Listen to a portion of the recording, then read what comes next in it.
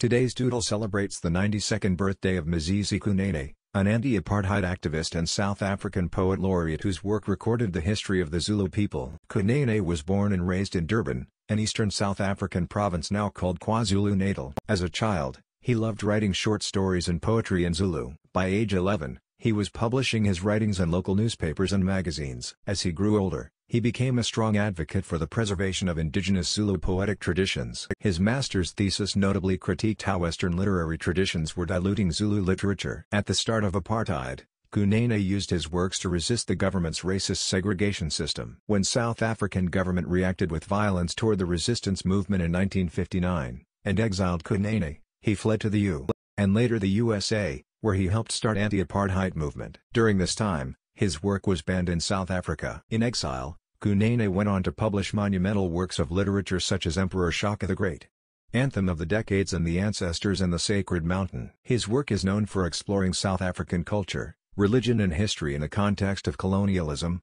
apartheid and slavery. In 1975, Kunene became an African literature professor at University of California, Los Angeles, where he taught for nearly 2 decades. He also served as a cultural advisor to UNESCO during this time. Post-apartheid, Kunene returned to South Africa to continue writing in Zulu. In 1993, UNESCO honored him as Africa's Poet Laureate. He later also became the first Poet Laureate of democratic South Africa. His legacy lives on not only in his poetry, but also the Mazisi Kunene Foundation Trust, which is dedicated to nurturing Africa's next generation of literary talent. Happy birthday, Mazisi Kunene! Like, share and subscribe to Doodle Catalog.